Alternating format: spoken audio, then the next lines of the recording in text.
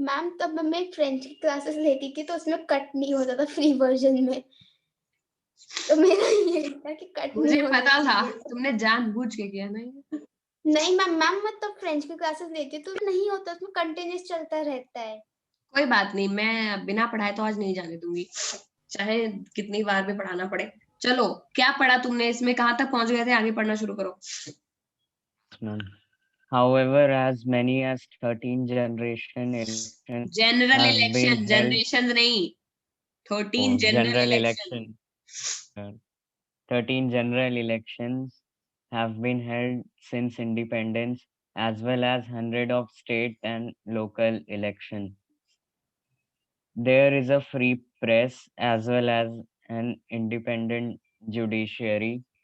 Finally, the fact that people speak different languages or practices different faiths has not come in the way of national unity. बस अब समझाओ क्या लिखा है। Ma'am इसमें मतलब ये लिखा है कि जब 15 अगस्त 2007 जब इंडिया अपना 60 इयर्स ऑफ इंडिपेंडेंस मना रहा था, तो मतलब फॉरेन ऑब्जर्वर्स ने ये देखा कि इंडिया कभी एक सिंगल कंट्री रह ही नहीं सकता, क्योंकि मतलब इतने सारे लिंग्विस्टिक ग्रुप हैं और दूसरे और मतलब एक रीजन में मतलब वो ब्रेक हो सकता है, या फिर बहुत सारे लोगों ने बिलीव करा कि मिलिट्री रूल में आ सकता है, पर लेकिन मतलब ऐसी कुछ भी बात नहीं है यहाँ पे। मतलब 13 इलेक्शंस हो चुके हैं, एक फ्री प्रेस है और इंडिपेंडेंट जुडिशरी है, एंड मतलब people can ma'am speak free press से डिफरेंट मतलब मैम लैंग्वेजेस। ये वाला सुन नहीं आया फ्री फ्री प्रेस। का फ्री प्रेस का मतलब समझाओ इसको, इतनी सिविक्स पढ़ाई है मैंने, क्या होता है फ्री प्रेस। मतलब फॉर एग्जांपल जो प्रेस कॉन्फ्रेंस होती है, अगर ऐसा मान लो कि I am a prime minister and मैंने कुछ डिसीजन निकाला, तो फिर और उसमें मतलब प्रेस वालों को पीपल को दिखाना है, अपनी मतलब ऑडियंस को कि इसका क्या फायदा है, तो फिर हम लोग मतलब एक फ्री प्रेस करेंगे कि वो लोग क्वेश्चन पूछेंगे and the leader has to answer it. क्या बताया समझ आया? तुमने ये, इतना अरे गंदा मैम मतलब समझाया है, जिसको समझ आया उसको कंफ्यूज हो गया वो तो सुन के, ये कि मेरे को आता था, मेरे को अब समझ नहीं आ रहा क्या हुआ। फ्रीडम ऑफ प्रेस का मतलब ये होता है कि तुमको आजादी है प्रेस को क्या जनरली प्रेस क्या होती है, प्रेस का काम होता है न्यूज को कन्वे करना, एक जगह से लेगी दूसरी जगह न्यूज कन्वे करेगी विदाउट बीइंग बायस्ड। बायस्ड का मतलब वो खुद से कोई मिलावटी नहीं, मिलावट बात उसमें नहीं बताएगी। तो प्रेस को डेमोक्रेसी का फोर्थ पिलर माना जाता है। फोर्थ पिलर क्यों, पहले तीन पिलर तो ऑलरेडी डिसाइडेड है, लेजिस्लेचर, एग्जीक्यूटिव और जुडिशरी। जैसे सेपरेशन ऑफ पावर में पढ़ा भी था हमने, और ऑर्गन्स ऑफ पढ़ा था सिविक्स में, कि किसी भी गवर्नमेंट के तीन मेन पिलर होते हैं। लेजिस्लेचर जो लॉ बनाती है, एग्जीक्यूटिव जो उस लॉ को अप्लाई कराते हैं पूरी कंट्री में, और जुडिशरी के अगर किसी ने लॉ को तोड़ा तो वो देते हैं सजा। प्रेस को फोर्थ पिलर मानते हैं डेमोक्रेसी की, यानी जो बातें नॉर्मल या कॉमन इंडियन को नहीं पता है, प्रेस वो ट्रूथ इंडिया मतलब कंट्री के सामने, लोगों के सामने लाती है और वो उनको सच्चाई बताती है। अगर प्रेस फ्री नहीं रहेगी, यानी नेताओं की चमचागिरी करेगी, तो वो वही बात दिखाएगी लोगों को जो बात नेता चाहेंगे। मान लो कि मोदी जी कुछ बहुत गलत काम कर रहे हैं, घोटाला कर रहे हैं देश में, लेकिन पूरी कंट्री की कोई भी प्रेस दिखाई नहीं रही कि घोटाला कर रहे हैं, सब बता रहे बहुत फायदा हो रहा है, बहुत फायदा हो रहा है, बहुत रिच हो रहे हैं। तो फिर क्या होगा, लोग धोखे में रहेंगे। एक फ्री प्रेस वो होती है जो बिना किसी इन्फ्लुएंस के काम करे, मैम जो सही बात है वो बताए, और इतनी आजादी हमारी कंट्री में प्रेस को है। देख रहे हो दिन भर प्रेस वाले मोदी जी को भी कुछ ना कुछ कहते रहते हैं, हर नेता को ही बोलते रहते हैं प्रेस वालों को इंडिया में इतनी आजादी है कि वो कुछ भी बोल सकते हैं। अर्नब गोस्वामी को ही देख लो, किसी भी स्टेट के, किसी भी कंट्री, कहीं के भी सीएम, कहीं का भी पीएम हो, हमारी प्रेस किसी को नहीं छोड़ती है। पूरे इंडिया में ओबामा से लेकर के, लिंकन से लेकर के, प्राइम मिनिस्टर पाकिस्तान का हो, अफगानिस्तान का हो, हमारी प्रेस को कोई फर्क नहीं पड़ता। अगर उन्होंने डिसाइड कर लिया कि उन्हें रोस्ट करना है, तो वो दुनिया में किसी को भी रोस्ट कर सकते हैं। तो हमारी प्रेस तो इतनी फ्री है, नेताओं के क्या कंट्रोल में रहेगी।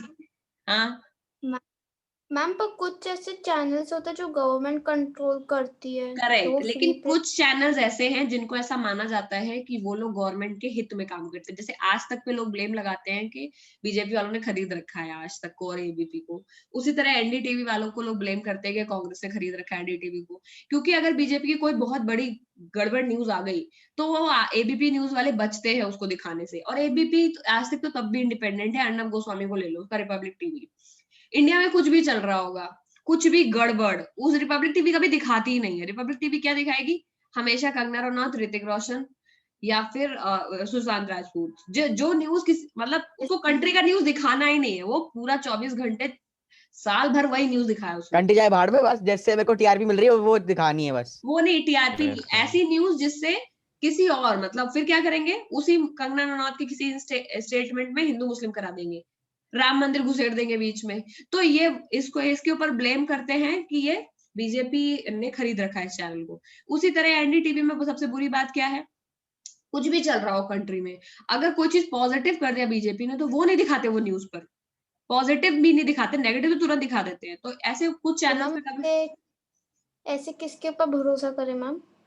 दिमाग लगाओ, क्योंकि भरोसा असली किसी के न्यूज ऊपर तो मत कहीं करो। से पता नहीं चलती। भरोसा तो उस किताब पर मत करो जो पढ़ रहे हो। अगर तुम्हारा विवेक ये कहता है, विवेक मतलब खुद की बुद्धि ये बोलती है कि ये गलत है तो वो गलत है। नॉट दैट कि ये कि पढ़ना गलत है। अगर ये बोल रहा है तुम्हारा दिमाग तो तुम्हारा दिमाग ही गलत है, तुम पहले उसको ठीक कराओ।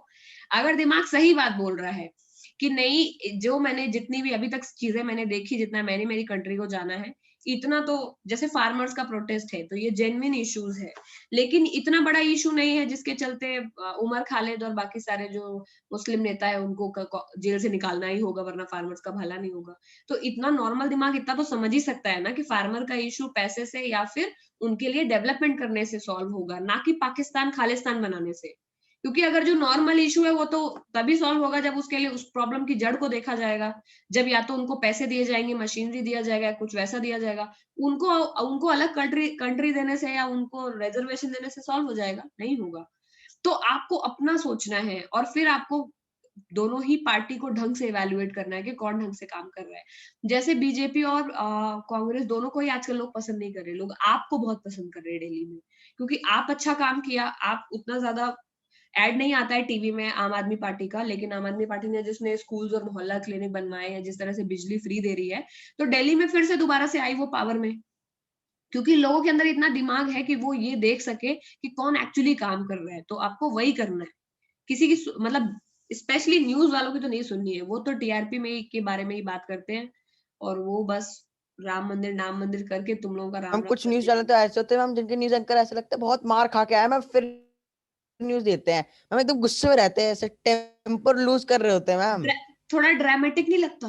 आपको एक बात बतानी है वैसे वाला, मतलब नॉर्मल भी कह सकते हैं लेकिन ड्रामा करते हैं बहुत ज्यादा। क्या आपने सुना है? तो मतलब वो उस तरह की उन सारी चीजों के बीच में नहीं फंसना है, अपना दिमाग लगाना है, समझ गए? तो यानी इंडिया के बारे में ये है कि 60 साल से ज्यादा हो गए हैं, लोग इंडिया के बारे में ये बोलते थे कि ये तो एक ऐसी कंट्री है जो कभी यूनाइटेड नहीं रह सकते, बिकॉज इतने धर्म इतने जाति के लोग यहाँ पर रहते हैं। पर हमने सबको गलत प्रूफ किया है। बहुत लोग को ये लगता था कि इंडिया में बहुत जल्दी मिलिट्री रूल आ जाएगा, यानी जिस कंट्री में ज्यादा प्रॉब्लम चलती है, अदर सोशल ग्रुप्स आपस में झगड़ रहे होते हैं, वहां मिलिट्री को ही टेक ओवर करना पड़ता है। जैसे पाकिस्तान में भी बहुत बार करना पड़ा है, लेकिन इंडिया में सिचुएशन कभी नहीं आई। इतने बार हमेशा नॉर्मल इलेक्शंस हुए हैं, वोटिंग हुई है और लोग इतने सालों से हमारी गवर्नमेंट ठीक ठाक चल रही है। ऑल्दो हमारी गवर्नमेंट करप्शन करती है, लेकिन ये सिचुएशन नहीं आई कि वॉर हो गया कंट्री में, समझ गए? तो हमने सबको गलत प्रूफ किया है। हमारी सोसाइटी में बहुत हर तरह के डीप डिवीजन है। डीप डिवीजन का मतलब कांताबाई की स्टोरी कि पॉलिटिकल इक्वालिटी है लेकिन पैसे वाली कोई इक्वालिटी नहीं है। बहुत लोग गरीब हैं, उन्हें वो आज भी रूरल इलाके में रहते हैं, उनके पास हाइजीनिक कंडीशन नहीं है रहने की, घर के बगल से नाला बह रहा है, पहनने के लिए कपड़े नहीं है, खाने के लिए खाना नहीं है। गौरव सरकारी स्कूलों में जाते हैं, वहां पर उन्हें मिलावटी खाना मिलता है, फिर वो बीमार पड़ जाते हैं। बहुत सारे बच्चे हैं जो बीमारी का शिकार होकर मर जाते हैं, बहुत सारे बच्चे भूख से मर जाते हैं। आज भी ये सिचुएशन है हमारी कंट्री में कि बहुत लोग गरीब हैं और हमें अभी नहीं, अभी हम परफेक्ट सिचुएशन पे नहीं पहुंचे हैं, अभी भी हमें बहुत इंप्रूव करना है। तुम लोगों को इसीलिए पढ़ाया जा रहा है, ह्यूमन रिसोर्स बनो, पैसे कमाओ और कंट्री को थोड़ा अमीर करो, ठीक है? तो you have a purpose, I have a purpose, everybody has a purpose. उन गरीब बच्चों को जो आज मंदिरों के बाहर बैठे हैं, भीख मांग रहे हैं, जिनके पास पैसे नहीं है, कपड़े नहीं है खाने को, उन लोगों के लिए कुछ करना है तुम्हें। इसीलिए जो लोग अमीर है या जो लोग वेल ऑफ है, जिनको मौका मिल रहा है कि वो पढ़े, उन्हें कभी उस मौके को छोड़ना नहीं चाहिए, क्योंकि तुम्हें पता है कि किसी और के कॉस्ट पर तुम्हें वो चीज मिल रही है। रिसोर्स को वेस्ट करने से बेटर है कि तुम साफ साफ अपने माइंड को क्लियर कर लो कि नहीं, मुझे तो पढ़ना है नहीं, तो मेरी जगह पापा एक काम करो, सामने लड़का रहता है, उसको स्कूल नहीं जाता, उसका एडमिशन करा दो, मेरा नाम कटा दो, क्योंकि मुझे तो वैसे भी नहीं पढ़ना है, तो कम से कम रिसोर्स वेस्ट नहीं होगा। समझ गए? तो इतना बड़ा दिल रखना है, क्या करना है, या तो स्कूल से नाम कटा लेना है, और लेकिन अगर स्कूल में नाम लिखा हुआ है तो पढ़ना है, क्योंकि उतना पैसा, उतना रिसोर्स कंट्री तुम्हारे ऊपर वेस्ट कर रही है। फादर ने अगर वो पैसा कमाया तो उन्होंने भी कहीं ना कहीं से कमाया होगा। मैम वेस्ट कर रही है मतलब? वेस्ट ही तो हुआ, उतना पैसा तुम्हारे ऊपर खर्चा हुआ और उसका आउटपुट जीरो हो गया, तो वेस्ट नहीं हुआ।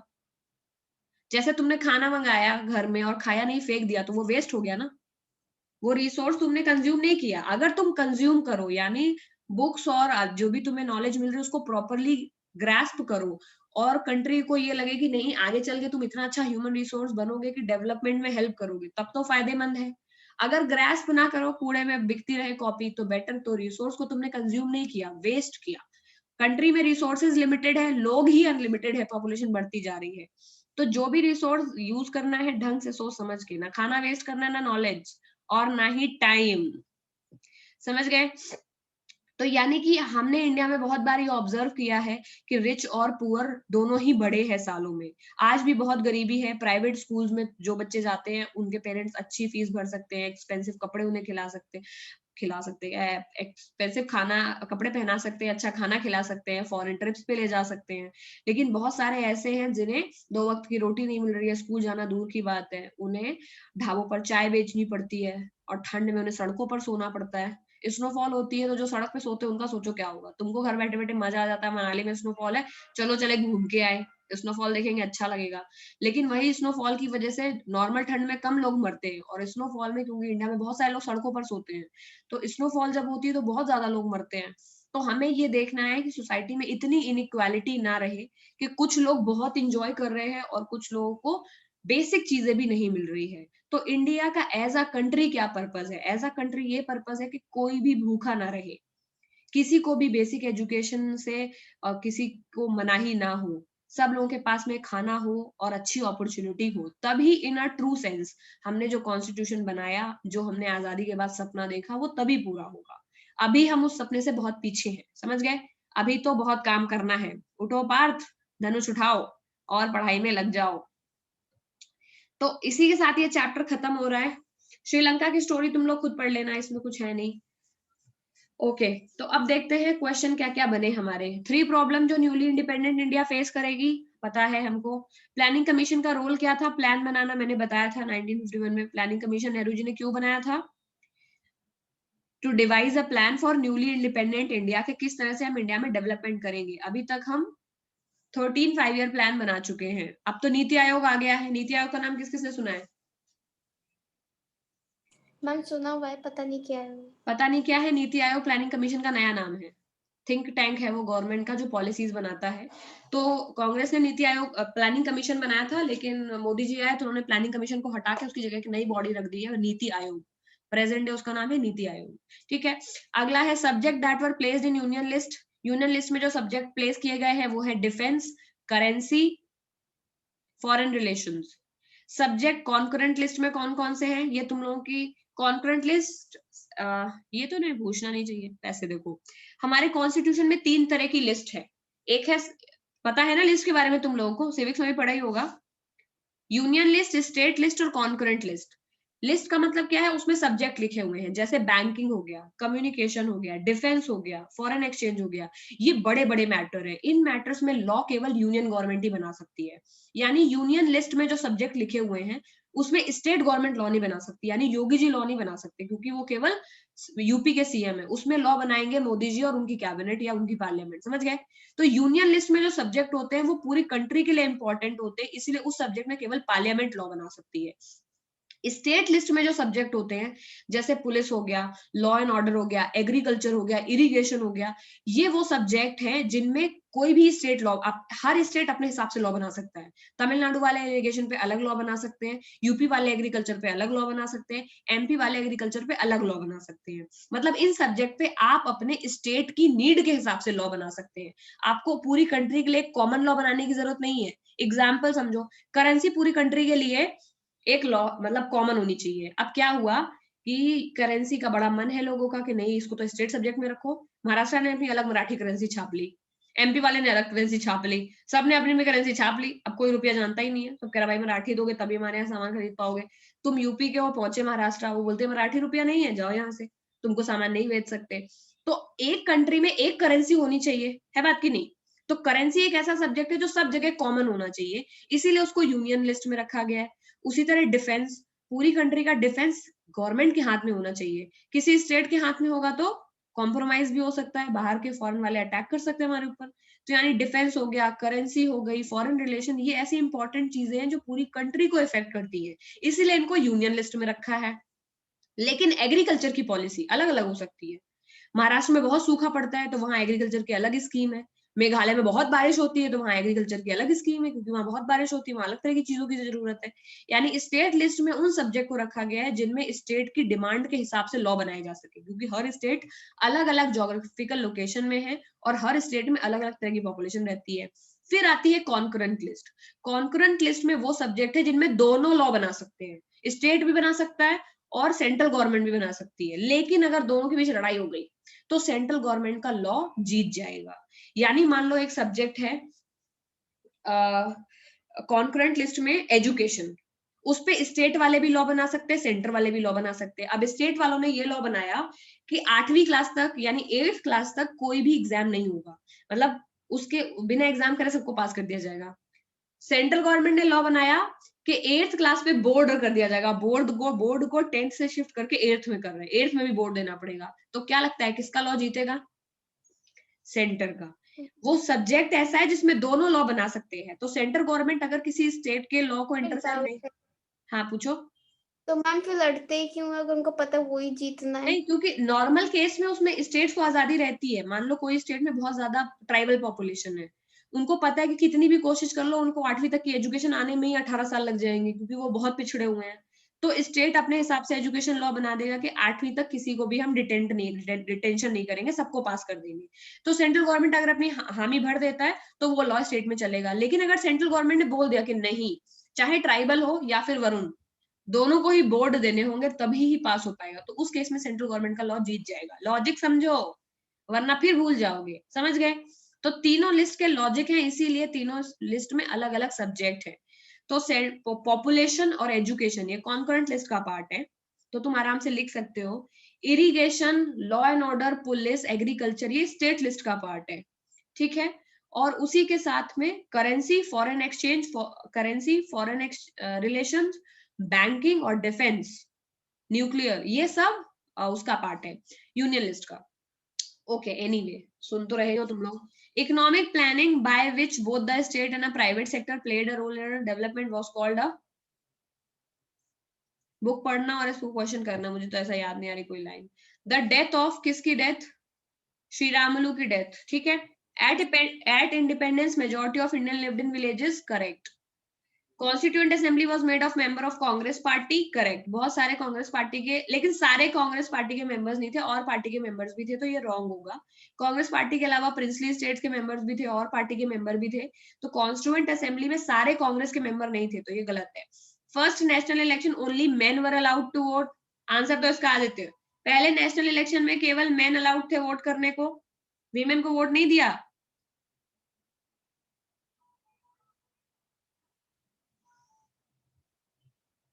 फॉल्स। फॉल्स, क्योंकि मेन और वीमेन दोनों को ही इक्वल राइट टू वोट दिया हमने। सेकंड 5 ईयर प्लान में डेवलपमेंट और हैवी इंडस्ट्री में फोकस किया, ये स्पेशली कराया मैंने क्लास में। Yes ma'am.